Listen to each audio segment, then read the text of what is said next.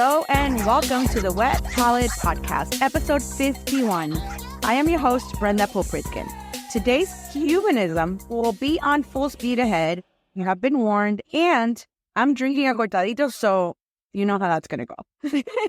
Already wired up. You're just going to have to pick up what I put down. We're both like boom, boom. With me today, I have Daniel Figueredo of Sanguich de Miami. Together with his wife, Rosa Romero. They are the force behind Sanguich de Miami. Welcome. Thank you so much for having me. I am so excited to chat with you today. My first question, let's talk about sandwich. I know why it's spelled and pronounced that way. The sandwich. Sandwich. The sandwich. Well, can you give the official answer as to why, perhaps for any listeners like in Arkansas or, that are not Hispanic and they're not from Miami, they might not understand. It's the typical tale of, what onomatopoeia, which is basically it's pronounced the way it is spelled, but pronounced in Spanish, right? We don't use the DW in Spanish. We almost translate that into G. So that's why sandwich in English is pronounced sandwich in Spanish. However, it is not the literal translation of it. It is it's a made up word. It doesn't exist, right? It's phonetically, but in the dictionary, this doesn't exist. Emparedado is a literal translation for the word sandwich to Spanish. We're just having fun with the language. In between paredes, which is empareda. Emparedados, exactly. Or like also saying like Publix, you say publi. Publi. Publi doesn't exist. Purdine. Oh, we just aged ourselves. What? Yeah, let's just stop there. I know you know. Let's just stop there. Oh my gosh. Okay, so much has been reported about sandwich, but I'd like to first learn more about you. Who are you? Did you grow up in Miami? What was life like before this? Yeah. Well, I was born and raised in Chicago, from Cuban parents. My father's from La Habana, Cuba, and my mom is from Santo Espíritu, un pueblo que se llama Guayo. So, was born in 76. We came down here to 1982, so I was about 6-7 years old. And then I grew up in Hialeah. I'm an East Hialeah boy. Yep. I was on 32nd and 4th Avenue, right next to Libódromo. Wait, me too? On 18th and Curtis Drive. Oh, shoot. You're right there. Okay, I know exactly. You know where Curtis? Of course I know Curtis Drive, because Curtis Drive is on the south side of Hialeah. Hey, even Hialeah people, there's like a thing. There really is. Yeah, but we had a rough. I went to Filer. Filer was like, you name the gang. They were all there. I know them all by name. That's rough. And that's why I was at Edison. So I don't care how tough you were. It was rough. It was rough that, everyone's kind of, when you're growing up, you've got those hormones and everyone's trying to outdo each other and pretend to be something that they aren't, because they're during that phase of being an adult. And it was rough. I remember Filer being really rough. It wasn't until I got to high school where things became better for me. And you went to Dash? I went to Dash. Okay. Yeah. And it was amazing. I had an amazing experience. Not that I didn't have a good experience with Filer, because I knew everybody and I was popular, but I wasn't involved in that space. Thank God. Right. And I had my friends that were always protected my interests. So I may have been one of the lucky ones, but it was frightening at times. No, for girls too, because these girls were like chumas, Yeah. And it was like, it's not much different than it is today. It's just it wasn't on social media. Right. It just wasn't on the camera. I guess it depends who you hung out with. Yeah. I don't know. Okay, wait. Okay. And see then. Yeah, when you go down memory lane. Anyway, so growing up in Miami, we went on the East Hialeah. Yep. Okay, let's keep it. So, I grew up in, I was a pretty good kid. All in all, but I was always in arts. I was in design. Then went to Dash, did architecture. Which I just started by. I was that era, right? I was a 4th graduating class for Dash. Yeah, so 1991, I think, was the first graduate. I would have loved to have done that. It was amazing. It was a really great experience. A tight knit community. Everyone knows everyone, good and bad. When you're that young, it was nice because I was pulled away from a kind of a toxic, very congested environment that is the Hialeah, the Filer, and the Flamingos, right? And the Hialeah High. It's a different environment where, I went to Dash and now it's 90 students total, right? So you get to know everybody and their brothers and their moms and their dads, and it really was communal. And then after that, a lot of us, we left Dash and we became pretty successful. Many became very well-known architects or, entrepreneurs or filmmakers and photographers. And so I think, Dash produced some incredible talent. While you were there, I was at International Fine Arts College down the street. Oh, that's great. Which is I went to IFAC. I dropped out of Doesn't that drive me IFAC? Yeah, but I dropped out. I went to college. I went to Cornell. I dropped out of there. I went to UF, dropped out of there. I just felt that as much as I really wanted the architecture, I just felt it wasn't for me because I didn't see there was a financial future. I don't know what it was. Just wasn't there. And then a few of my friends said, hey, Nisha, you should try fashion because, you're kind of good at it. I didn't know what the hell that meant at the time. But I went to IFAC and I studied men's tailoring. And I was the only men's tailorer in my class. Everyone else did, women's. And I graduated with, there's actually a very well-known designer, Gustavo Cadille. He's very well known. I think he's in, the Neiman's, the Bergdorf's. He's very high level fashion couture from one IFAC graduate to another. Nice to meet you. That's amazing. So then after that, the course of my career was something you always needed a creative outlet. I still do. Even now as running this business, I think it's just the driving force behind me, right? So I was recruited. I left college very early. I went from International Fine Arts. I actually went to Central St. Martin's School of Design in London. And I was with Alexander McQueen, the late Alexander McQueen. Left, the college, came back, completed International Fine Arts, and was recruited by what is Perry Ellis International, used to be Supreme International, and that's the Figueredo. I was the director. I was the creator of the brand. So I was recruited, and it was a very nominal position. It was someone that was responsible for their private label brands. I think at the time was Salant. There was Ping. Another brand. If my memory serves me correct, Colors. I think it was Colors. They had various brands like JCPenney brands, like Sears brands, right? Nothing really popular, but very run-of-the-mill, high-volume brands. And when I got to know, I was always, how should I say this? I'm always sourcing for something bigger than me, and I'm constantly yearning for something to accomplish, something to have. Job's never done. Have ownership on it. And so I began to learn the history of Supreme International, how George started the business, basically knocking on doors and selling guayaberas. And he built this incredibly successful company, and Oscar, his son at the time, was taking over. He was president, he was taking over a lot of the responsibilities of the business. And so he was sprinkling in his, new wave, new ideas kind of management style. But they kind of walked away from the essence of the brand, of who they are. And I guess looking back, I'm always yearning for authenticity, which is why Sanguich was started. But I remember telling Oscar at the time, I was like, hey, I think I learned what your dad was doing. I was like, we really need to do something here. There needs to be, we don't have a guayabera line. Like, you had Romani, but you're not doing shit with it. And he says, well, do something. And I did. And I created guayabera. And then there was a huge fallout because I didn't get any credit for it. And I didn't get any credit, and I was very young and super aggressive. I suppose now I'm old and aggressive, but I was very aggressive, and I always yearned for, like, if people are going to put in their work, you give them the credit. I don't care who you are. You give them, you give them their place. And I never got my place. So it was kind of a violent breakup. And then from there, I did several things. I became the director for Bugle Boy at the time.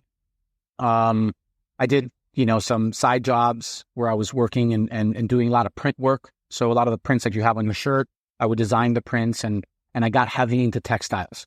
And that's when my textile background really took shape, because at that point, I was working in the mills. So I understood what it was to make a jacquard, what it was to do your wovens, what it was to do these satins and all these different types of fabrics. Back in the day, we had mills. We had a big mill called Richards, which was in Hialeah. And there they did all... La Fábrica. People don't know this, but East Hialeah used to be home to Armani, to Zegna, to the biggest brands in the world, we're all here. And then once, when they started opening up trade with strengthening their trades with China, they started diverting there because of cost of labor and manufacturing, this and that. And then that manufacturing sector was basically killed off. But I was part of that where things started to recede. So there was still color in East Hialeah. My mom used to work at a factory in East Hialeah, and her job was to take these shirts or whatever it was from China and cut the labels and put the label of the... By that time, fashion here was already almost dead. So after that, I had one of my friends, God rest her soul. She was the creative director for Chico's, Stacy Wilson. And Stacy gives me a call one day and she was, hey, listen, there's a job that I think you'd be great for. And I said, all right, let me take a look at it. And it was working for LVMH, but it was a visual merchandiser. And I remember back in those days, I was making, I don't know, I don't want to gloat, but I was in a good standard of living at being 22, 23 years old, right? I was making 75, 80 grand a year. And I'm like, Stacey, this job is like, not that it's beneath me, but I'm not a visual merchandiser. I'm past that stage.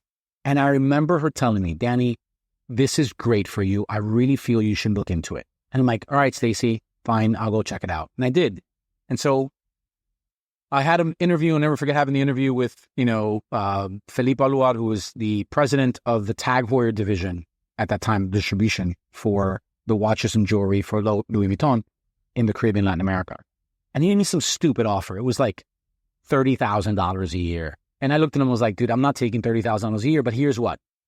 I understand that because I did some research and I understood the brand was really growing and they needed to like really develop their entire marketing team.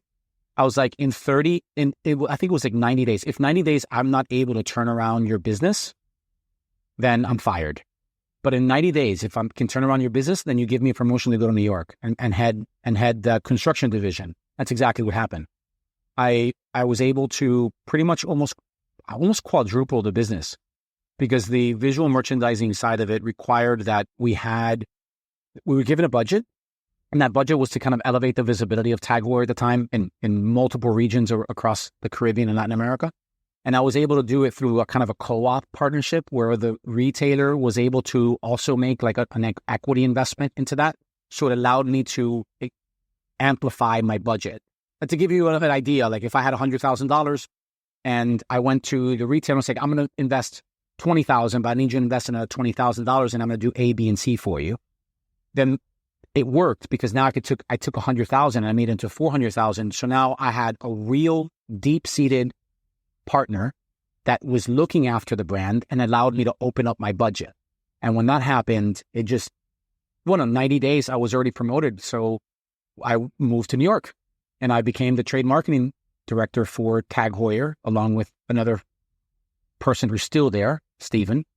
And we took Tag Heuer from a number 6 watch brand to a number 2 watch brand under Rolex in 2.5 years. And that's where I really understood the mechanics of business. I understood supply chain management, sales. I understood aging, rotation, product development, like the entire gamut of business. I consider myself the dumbest guy in the room. These guys were all Harvard graduates, MIT graduates, like really smart textbook people. But I had a little bit of the street. And so that happened, and my career kind of took off at that point. I left.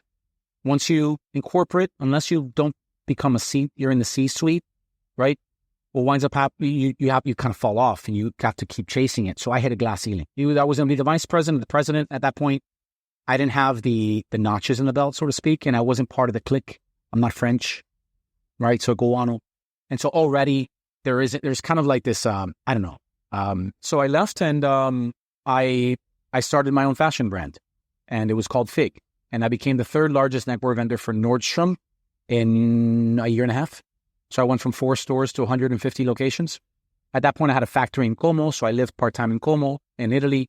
I know, life was hard. I developed a really strong company, and unfortunately, September 17th, 2008 rolls around, where the financial collapse happens, And I was in a transition to sell my business to investors that were investors in Kenneth Cole. And the idea was to invest, build, and then pass it on to Kenneth Cole and take the company public. And that was 2008. And so that was catastrophic because it was 9 months of financial planning. I had put, copious amounts of cash into the brand, and I was still self-financed. And then when everything collapsed, it pulled the rug from under me. And so I went from being essentially a multimillionaire to living on my sister's couch in a year. And that's when things really took a turn. You get fat, you grow a beard, you get depressed, you figure out the reasons why, and you Well, you hit rock bottom and you build yourself up. Yeah. And so I guess this is where the story of Sanguich begins. Sanguich. Yeah. Talk about it. That's when you met Rosa? I met Rosa because Rosa was in the legal field for 17 years, and many of my friends were attorneys. As a result, through fashion or relationships, most of my friends were in that space. And she was the executive paralegal to a very big law firm here. One of my friends was one of the partners, and the other person was one of the main partners of the firm. And they introduced me to her. And for me, I want to say it was love at first sight, but I still had my boundaries because I felt embarrassed by the position that I was in, right? I didn't feel like I had a lot to offer. So I really liked her, but I didn't want to jump the gun, so to speak. So it took almost a year for it to turn around. I went in sabbatical. I went to the Philippines, did my thing, build schools, came back, and then I said, okay, I want to do this. And we got together. And it was kind of like no bullshit, right? I was at that point, I was 35, 36 years old. No, 37, 38. Yeah, because London was born when she was 40. So when I was 40. So I met her and I was like, listen, I'm at a different point in my life. I've traveled 36 countries. I want to do something with it. I just need to know that you're on the same page. Because I'm right now, okay, I've got $35 in my pocket, but I'm going to be a different person in a year. I just got to give me time. And she was like, let's do this. And really it was balls to the wall. She invested all of herself into this project. We decided to have a family, to start a business. And but this project you're talking about, Sanguich. Sanguich already. Yeah, Sanguich. I mean, there's a lot of interficial stuff that we can talk about later, but I guess the podcast is only so long. But to know that it was discussed, that plan was put in place, and we decided to execute it and do it together. And that was from the start. There was no hesitation. It was like, yes, we're doing it. Action plan. Right. And we took a year. But what was the cheap out? My friends and I started a club called the Bastards. It became a very, very well-known club in the United States. It started 7 of us. We're called the 7. And we used to smoke cigars, have scotch, and make lunch at my house. 1:00 every single Friday. And then on Tuesdays and Thursdays, we'd meet at Villar's or go to other, neighboring cigar shops and get together and tell funny jokes and have some fun. And the Padron family became good friends, right? We became super invested in the family and the history, and we just took it on, and we were known as the Bastards. And so, I guess to make a long story short, during that time, I used to make sandwiches.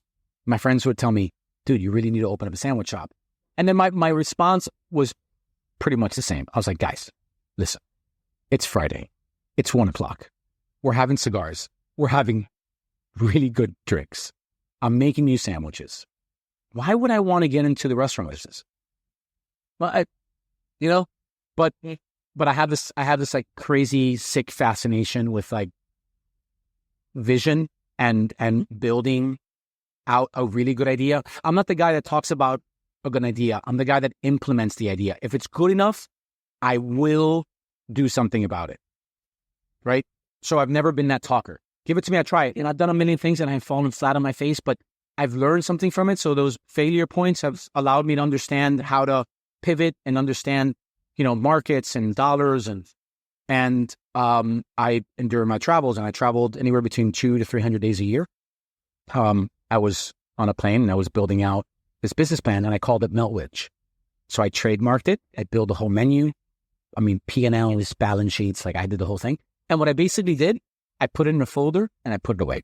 So now fast forward, I meet Rosa. I'm going through a slump and I'm going through my archives, and I have a lot of shit. I just have so many ideas on paper, right? And I remember pulling this out and I was like, hey, babe, what do you think about this? And this is no joke. We moved in to a small little apartment. It was on Navarre in Coral Gables. When I mean small, you would open the refrigerator and it hits the counter. Like, it was tiny. It was 400 square feet, like a studio apartment. And I remember our dinner table was my desk. And I pulled out this, folder, and she saw it. And I explained to her what it was, the history of it. And she didn't hesitate. She was like, oh, that's really great. But have you thought about maybe doing it as like Cuban sandwiches? And I'm like, Cuban sandwiches? Why would you want to do? Why would you want to do that? And her response to that was, well, you tell me, where is your favorite Cuban sandwich? And I couldn't answer it. I said, well, I guess you're right. There isn't any. Nothing's memorable, at least. It's kind of like this forgotten food item. And it's on the menu because it has to be there, but it's not really paid attention to because it's not fine. No, it's just something that kind of fills your stomach, and it's $4.99. You know what I mean? It's not quality. It has a basic ingredient. So I'm like, oh. And then she left. She went to work. She got back. My entire day. You got the logo. You had the. Yeah, but it was not called sandwich. We'll get into that in a second. May we? Yeah, but it was built out to be a sandwich concept. And I did financials. When she got back, I was like, your idea is good. It's very good. Let me get to work. And it's exactly what I did. So we got to work and we built it. I built the kind of like the stages of how we're going to do things. And it worked. It worked. And it's a method of establishing a business in the F&B world. I read that you worked on it for about a year. We did. Before you even made a sandwich. We did. I want 1 year. It was a lot of marketing, understanding who does what, price points, positioning, menu assortments, design, music. Like it was everything. It has to be because it needed a touch on all the senses, and I found that it was lackluster. No one was doing it. They didn't care about it. And although these places were, how should I say, authentic in nature, right? But they were kind of falling apart. They didn't put time, energy in really providing a good customer experience, aside from the food, which also didn't meet the criteria that I was after. And so when we did it, we had to downsize. At that point, I had to get a job. I got back into the traveling space, and it was gone too long. And yeah, money was great, but I was like, okay, this has got to stop because it's pulling me away from my family. It's pulling us away from the overall idea. And so when London was born, 2 months into London being born, it was December 11th, 2015, I basically, said, I'm done and I need to focus. And that's exactly what we did. So we downsized. We moved in with Rosa's mom, something I'd, would have never dreamt of in my life, right? I'm very independent, and I've lived my life and considered myself successful. So this was a very trying time. It put my ego in check. But I knew it was absolutely necessary. So I didn't let those things bother me so much because I knew that I was working towards a goal and that there wasn't anything that's going to impede that goal. And so we did. Rosa and I, we started Sanguich. And let's talk about your menu. Okay. What makes sandwiches special? Quality ingredients, handmade everything, plus the famous patented plancha. Yeah. Going back to starting the company, there was always that we had to figure out what was going to be the differentiating factor. And that is all based on ingredients and how we process it. So it was important that when you came to Sanguich, not only was it a beautiful environment that was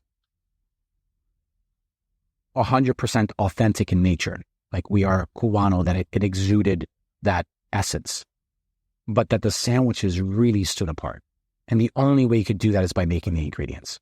And so imagine, I'm not a chef, neither is Rosa. We don't have any training, formal training in this space. So a lot of it was improvisation. And so we made our ham, we made the lechon, we learned how to make mustard, we learned how to we understood, I traveled enough and I understood, I guess my palate was a little more sophisticated than maybe most. So I understood what tasted right and what needed to be front and center.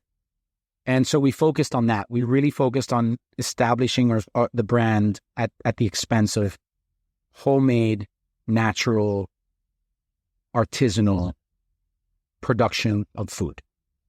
And that was what set us apart. And it worked. Everything worked about that. We're known as, I don't know, sometimes I'm embarrassed to say it, but we're known as the best Cuban sandwich shop in the country. And I say that with an incredible amount of respect to all the other people who work really hard in their restaurants. But Rose and I are kind of horse with blinkers on, that we don't really see side to side. It's just, we have a tunnel vision and we don't compare ourselves with the rest. We want to do what's right by our space and nothing more. I don't want to pretend to be anything that we're not. We are a sandwich shop.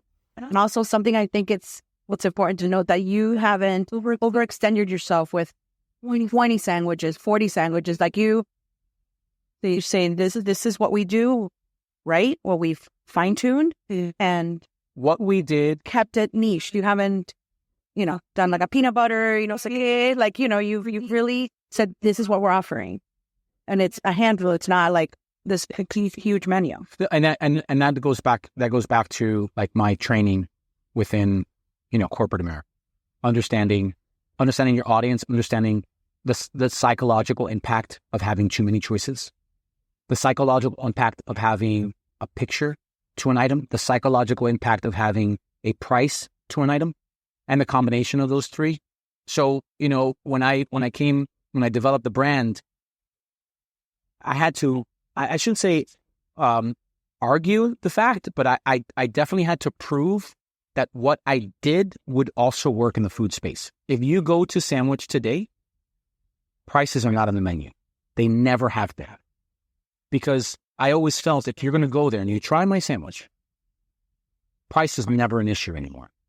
Because you know that I'm providing you with the best possible item, best possible sandwich you can get hands down anywhere, even today, in a beautiful, clean environment with a service that you only get at a 5-star restaurant, right? And so that was our focus. So now, we have built that business at the expense of ensuring that the integrity of the brand is kept in check at every single point of sale, and that our brand communicates the expectations that we set when we started the company. Talk about the care of the different ingredients in. Yeah, we're the only meat manufacturer producer in the country that uses natural spices, that uses spices in the ham. We don't use any synthesizers. We don't use any flavor powders. It's cloves. It's allspice. It's bay leaves. It's garlic. It's honey. It's brown sugar. It's water. Like it's the same ingredients that we used when we started the business. But now we understood what it was to scale the business and to scale its operation. Our pork still has real garlic in it. But you don't use that nowadays. No, we don't. And we have a secret ingredient also that I won't tell you, but it's ours, right? And it's natural. It doesn't come in a bucket, right? It comes from nature. And we pride ourselves in that.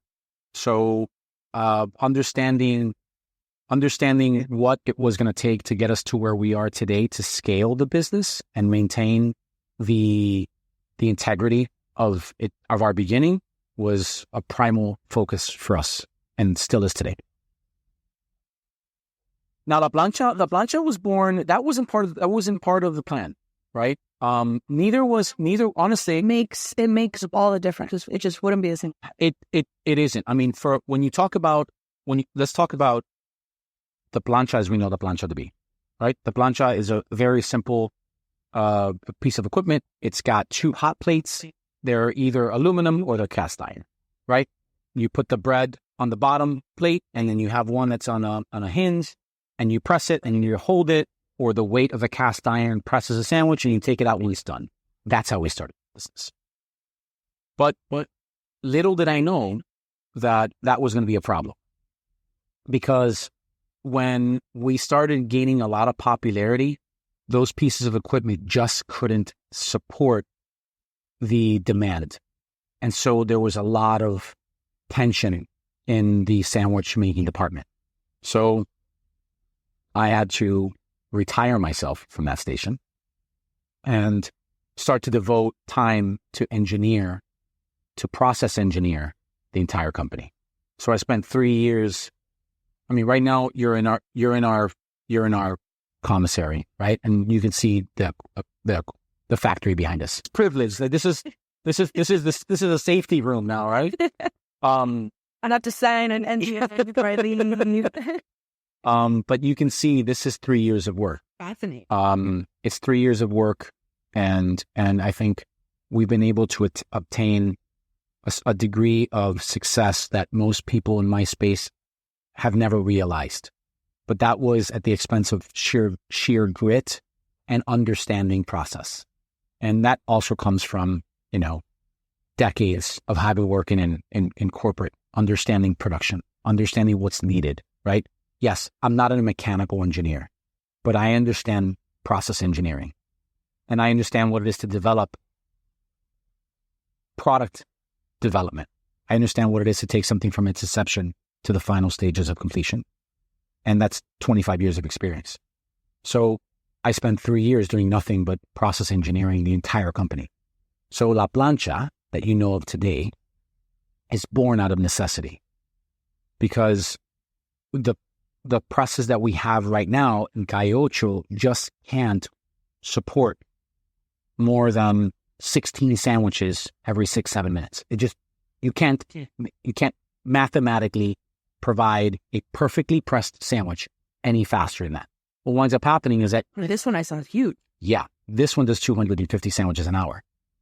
Yeah, this is a completely different animal.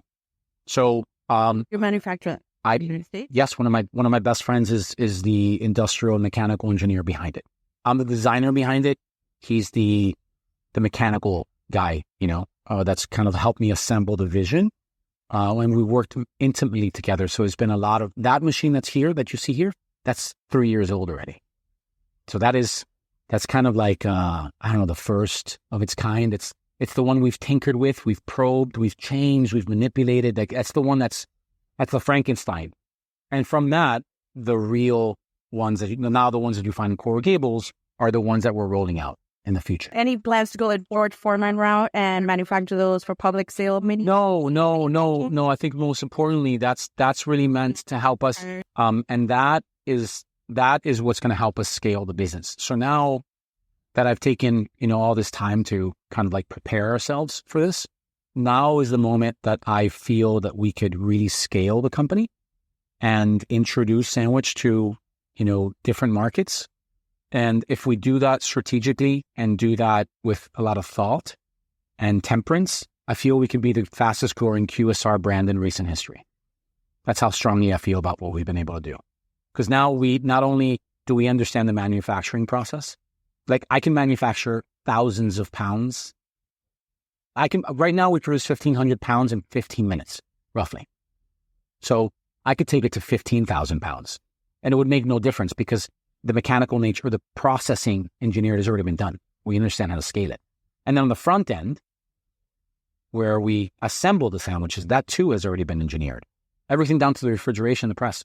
So I can take this and pop it up anywhere. And I could have you now on the sandwich station, you can be my sandwich mate. Because it doesn't require the talent that you need to support the Calle location.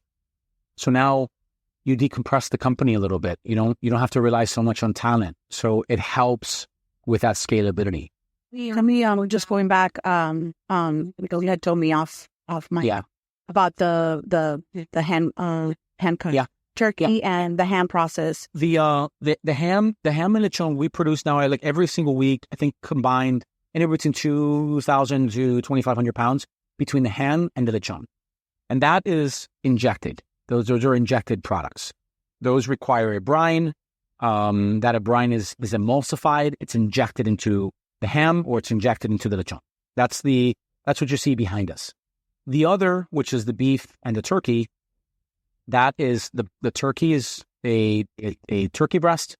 It's submerged in a tank with the same brine that we utilize for the ham.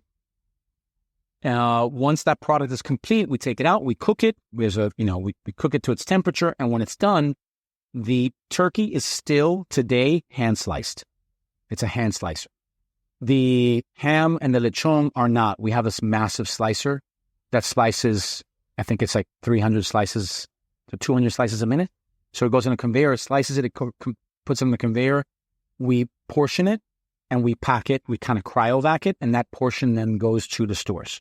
So it's very easy to assemble a sandwich. And by the way, I walked that hallway and it smells easy. It really does. I tell people, when you walk in here and you really come to the space when we're producing ham, it smells like Christmas. And then our beef is pretty simple, right? It is our top round. Es la palomilla that you eat, un pan con bistec. But we buy the el lomo completo, and we quarter it. We toss it in spices. We roast it, and when it's done, we put it through the slicer and we portion it, and we put it through a cryovac. So everything still is done very much by hand. And the bread? Yeah. So the bread is, we don't do the bread here anymore. We have a partner. We have a baker that produces it to our spec. I think the bread is also important to talk about, because the bread, the typical Cuban bread is produced with a grain. I won't mention the name, but that grain has, for lack of a better term, chemicals in it. It has bromate, it has a modifier in it, and they either gas off or they're such a nominal amount that it doesn't really hurt you. But the bromate, for instance, is banned in California, and it's not allowed to use anywhere in Europe. It's a kind of a proofer. It allows the bread to kind of rise. We've eliminated all chemicals from our bread and all mold modifiers. So we're the first clean Cuban bread in the market.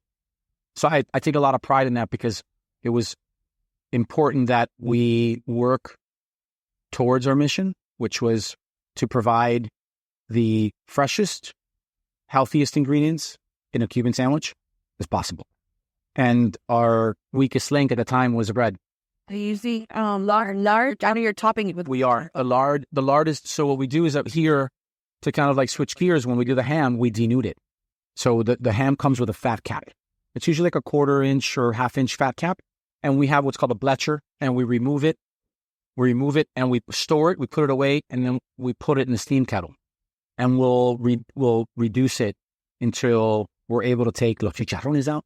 And then you've got that, we call that God's butter, right? Yeah. We drain it, we filter it, we process it, and that is our lard. So our lard doesn't have BPA or BHA in it, which are petroleum-based chemicals that they're preservatives, right? That help extend the life of the product, but it really tastes like shit. It's terrible for you. So we produce it in-house, and we ship it out to our stores for use. Tell me about finding out you would be included in the Michelin Guide. That was a surprise. In fact, I said no to it.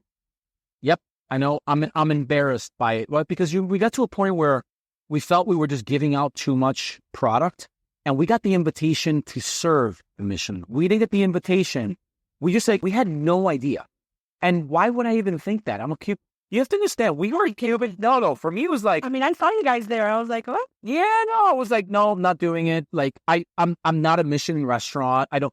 But they asked us to cater it. Right. And I said no. Like, flat out, I told Rosa, I am not doing it, because it got to a point in our career that we were gaining some popularity. And I had to draw back on the events that we were participating for the sake of pushing the narrative of our company, like to get the awareness out there. I was like, I felt we had done so much of that legwork, and it came at a time where we had so many things going on. I was like, I don't have the bandwidth for this anymore. I'm going to break. Like literally, like this is taking everything out of me. I'm not doing it. And I said, no. Little did I know, Rosa had different plans. Rosa's like, the hell we're not. We're going to do it. It's just she went behind my back. And she committed to it. But when she committed to it. So in a way where we were going to get reimbursed for the food. Okay. And they were going to reimburse us for the hotel and lodging, and everything that came along with the expense of having to go to Orlando. And I was like, okay, then if you got paid for it, then I can't say no to it. Let's just go do it. But I did it as a catering event to represent Miami. That's the only reason why I did it. So imagine, I'm there, I'm having fun. Yeah, I'm having my whiskey. I'm pushing out Cuban sandwiches. With the chief list, you had them served? Yeah. We came to serve. And I think we did that. And so you did. So let me tell you, when our name was called, right. Imagine, I'm in the back. I had a lot to drink, so I was kind of lit. Right. And I just wasn't expecting it. These are, you're talking about Michelin. Like, why would I be considered part of this family? And when we did, it was, I say this, I'm going to say it this way because I get emotional. It's a big deal. But it wasn't to celebrate. It was to celebrate Rosa and me, because we had, we went broke. Most people don't know we went broke. We literally almost went bankrupt with the company. And I'm a believer. I'm a consummate. I'm a dreamer. I believe in the possibility of everything. And it's sometimes stupid and naive. I believe that we all have an ability to do what we love. And if we just were able to overcome the fear and just do it, life will afford you what it's going to afford you. It's going to give you what you need to continue. Now, if your idea is to be super rich and that's your motivation, it might not take you too far. But if your intentions are pure and purposeful, I think anybody can do it. I don't care what it is. And so that really was a celebration for us. Did you both go on stage? No, we didn't make it. Rose and I were drinking. We were having fun. We weren't expecting it. We had no intentions on receiving an award. That was fact. And so we're all the way in the back. I couldn't get to those. They said our name, and they said our name like 2 or 3 times. And we're sitting there looking at the screen like, what the fuck is happening? Right. How is this even happening? Right? So at that moment, it took a minute to settle in and to accept that now we're part of this Michelin family. And we had no aspirations. It wasn't our driving force. I didn't set out to start a sandwich company to get a Michelin. Like, you know what I mean? It was just like, I just set out to do the very best version of a Cuban sandwich and represent our culture to the best of my ability. And I think that was a moment where we were able to celebrate. And it's easy probably to be like, obviously they have Miami, so they want a place to like represent Miami and catering. They're coming to South Florida. Cuban sandwich. Yeah, it's a typical, let's do it, let's play into the narrative. But it's a magnificent event. And then, I didn't let that faze me because I think too many people hung their hat on it. Yeah, and now you're 3 years strong. We're 3 years strong. And I think that what has maintained that is that we're focused. Don't let those things shake you and deter you from your goal. Continue in doing what you're doing because that's what you were recognized for.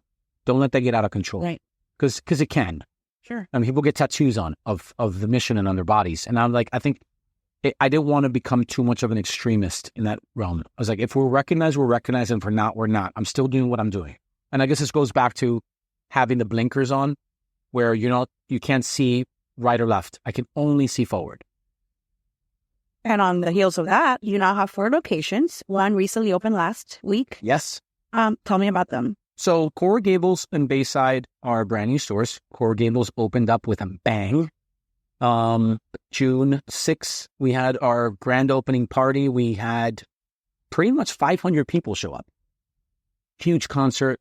The community has been an incredible driving force behind it's kind of like lit fire underneath me, right? Because to know that people are really supporting what we're doing. And that store was built specifically for my locals. Because I think there was never an outpost. Por Gaiocho used to be that. But then we became popular, and unfortunately, I shouldn't say unfortunately, I said that mix has changed and prevented my locals from enjoying the Cuban sandwich or enjoying my atmosphere, right? I welcome and I love the people who visit and experience our brand, but I have a commitment to my local community. And so, because does come, obviously, people who travel, and then they look it up, and then it's listed, and they're going to go, all the tourists are going to go. Yeah. But before that, we already had lines, right? So it was very difficult to distinguish where it was coming from. But Coral Gables was built specifically for my locals. And now we had a little more financial flexibility to do a bigger space and take on a little more. It's the biggest store I've ever created for me. I'm still nervous. I'm still in this like wobbly financial state to make that possible, but we did. And the Bayside came next. And we opened up Bayside August 24th, just last week. Send the tourists. Yeah. And they are, and they're already going there. But even our locals now are ordering from there. The Brickell, the downtown Bayside revival, like it really. Bayside really needs it. It is the largest waterfront property, but I think it's poorly managed. But it's been for decades. It has. The truth of the matter is, when they were trying to court me to go there, I hadn't been there since 1996. That's the truth. I'm hoping that Bayside does what is necessary to pay tribute to the majestic property that is Bayside. I think there's a lot of work. There's a lot of work. I mean, from at all realms of that, ownership and management, and then even curation of tenants. I think there's work, but it's happening, right? I mean, I'm a testament. Michelle Birchie's there. She has Canita. So things are. I wished it was faster, but that's just what it is. But we're excited for the property. I'm going to put a lot of effort to popularizing that location and then growing outside of Miami. It's my type. Because Pembroke Pines is next. I would love to be in Pembroke Pines, honestly. And I'm no joking aside, I think I would love to be there. It's an underserved community, and I would love to represent. You get that everywhere. And I wish I had endless, copious amounts of money to say, let's go, right? But we're still self-financed, and today's climate, it's not like it was. I remember what it was to start a business in the early 2000s, 2003, 2004, right? When the market was booming, it was so easy to start a company. It really was. Money was flowing, people were spending.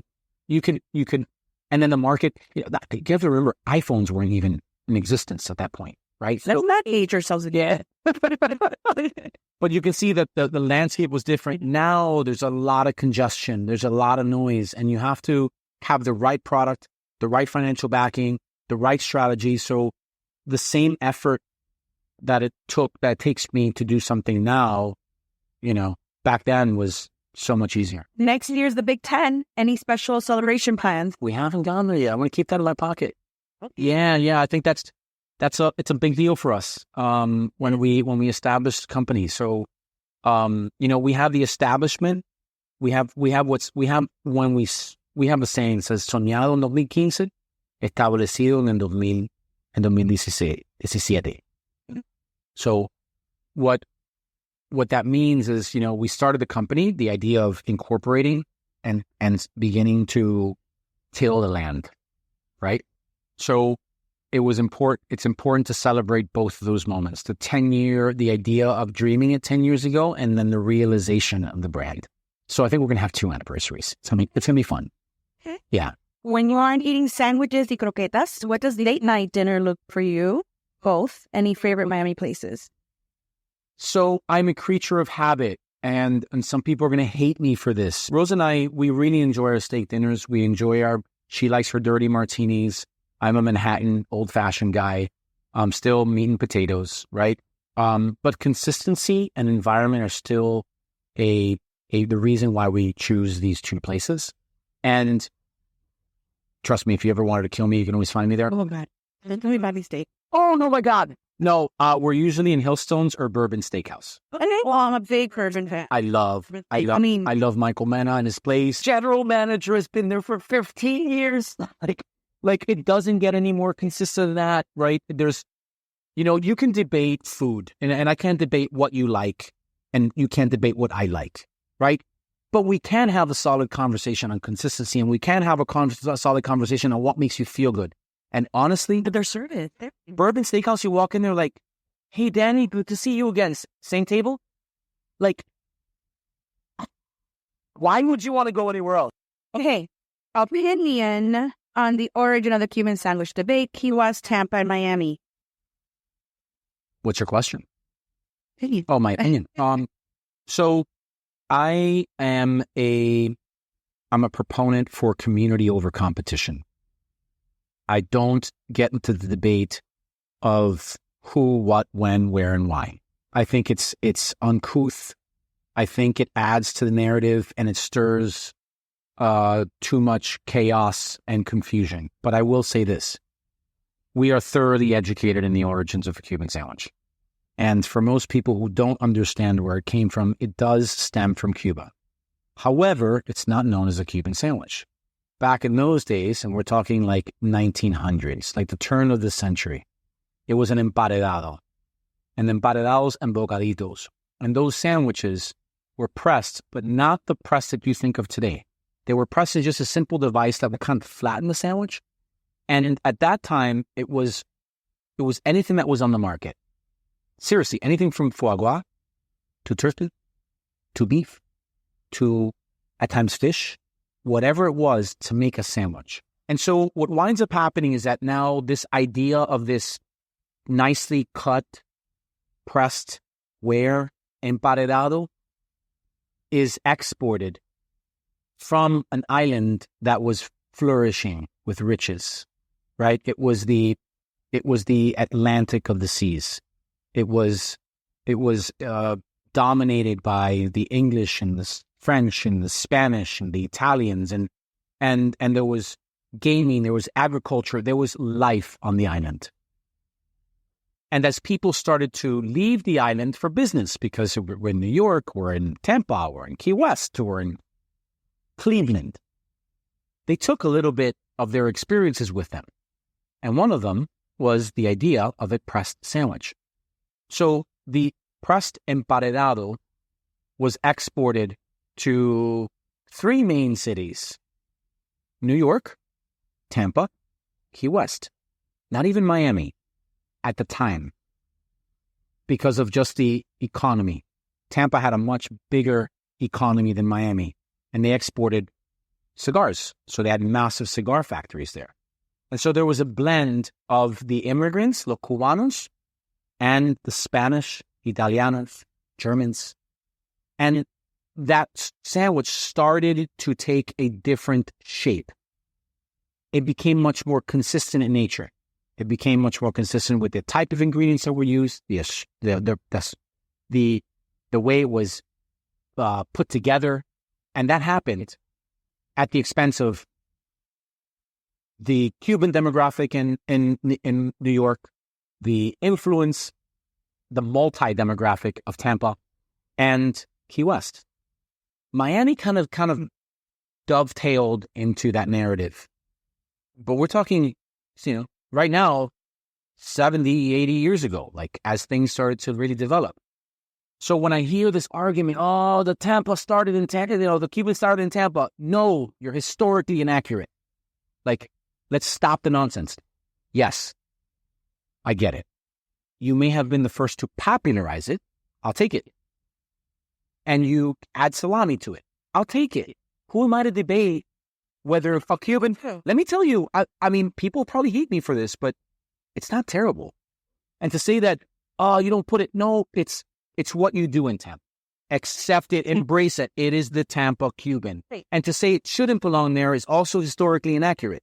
For Tampa, it made sense because of the Italians. Yeah, so honestly, I'll say this.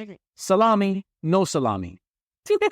I don't care. I don't care. Protect the culture, protect the sandwich, have pride and build bridges. Don't destroy them at the expense of trying to claim that this is yours. No, it's all of ours.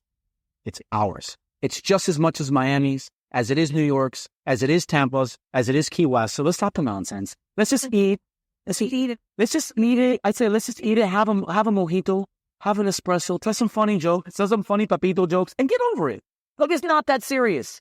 You know, It becomes very serious. yeah. I know. And then I'm guessing you don't subscribe to the don't call it a cubano or cubano.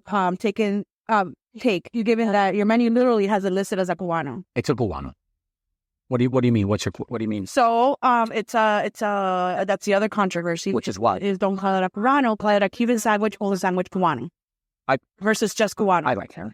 I don't. And I didn't think you did because it haven't. No, I don't subscribe to any of that. I don't. I mean, who am I to? I think this sometimes these things get out of hand, right? Yeah.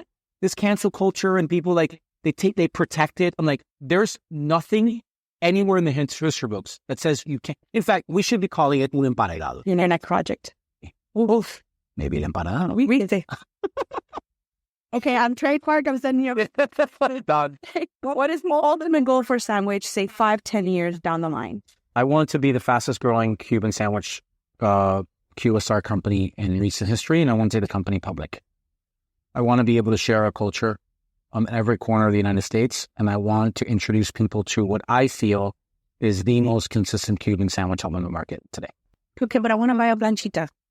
Okay. A mini planchita. Yeah, It might not. maybe for the 10th anniversary. We could potentially do like a homemade version. I think we can do something cool to really bridge the connection of a plancha at home. I think that would be a wonderful idea. 10th anniversary edition only. Maybe. I'd say I'd give you number one, but that would probably be mine, but maybe number two. Okay, so we talked about your locations. Where can listeners find you online? So you can go to Sanguich.com, and that is spelled SANGUICH.com. And there, you'll have a list of the menus, you'll see their locations, any news. We're going to improve on the site now, but yeah, that's where you can go. Well, thank you so much for coming on and be so candid and animated and talking with me. Can't wait to put this one out there. Thank you so much for having me on your show. I'm really excited for this one. That's it. Thank you. All right. Until next time. Bye.